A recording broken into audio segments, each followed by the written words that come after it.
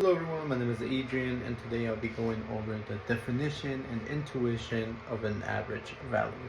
Alright, so we start with an ordinary average of finitely many numbers, right?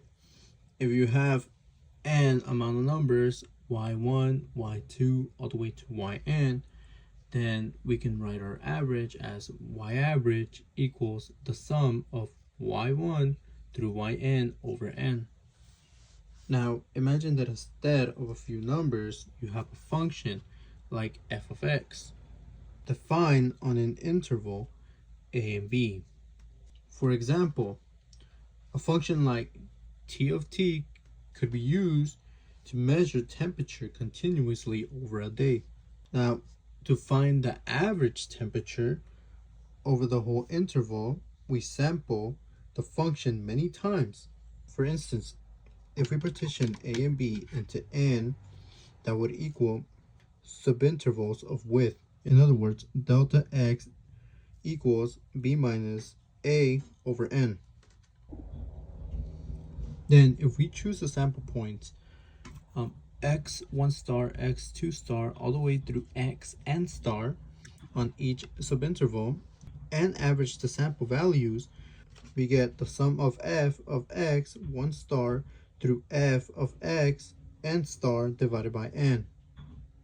Now, if we take this and we multiply it by the numerator and denominator by delta x and rearrange it, we get 1 over b minus a times the sum of f of x 1 star delta x through f of x n star delta x.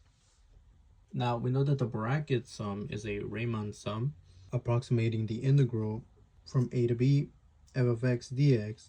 Taking the limit as n goes to infinity yields, the exact definition becomes f average equals 1 over b minus a times the integral from a to b of f of x dx. Now, from doing all this, we finally get our exact definition. Now that we know how all this works, let's take a look at a problem. Now, our problem says find the value of f of x equals x squared on the interval 0 to 2. With this, our goal would be to calculate f average equals 1 over 2 minus 0 times the integral from 0 to 2 of x squared dx. But why would we use this formula, right? Since we divided the total area under f on the intervals 0 to 2 by the width 2 to get the average height, the integral from 0 to 2 x squared dx would give us the total area under the curve. Now, if we take a look at our formula on right here in this part, we have 2 minus 0. We actually don't need the 0, so we can actually take it away and rewrite our formula once again, which will give us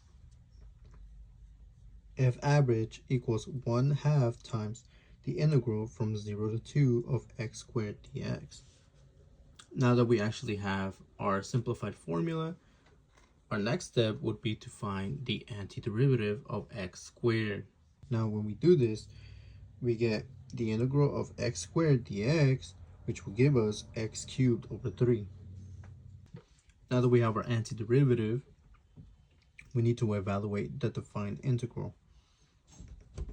We can do this by writing it as the integral from 0 to 2 of x squared dx equals x cubed over 3 from 0 to 2, which is 8 over 3.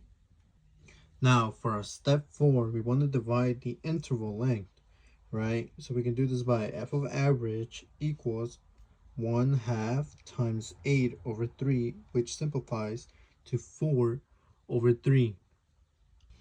Now, based on this, right, the average height of the curve y equals to x squared over 0 to 2 is 4 over 3.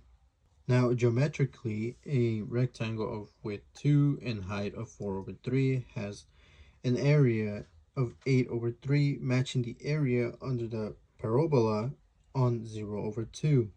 Now, if t of t, which is right here, is a temperature curve on 0 over 24, the same process would give us T average equals 1 over 24 times the integral from 0 to 24 of t dt. This means that the sum of temperatures over the day divided by the length of the day gives us the average, or would give us the average temperature.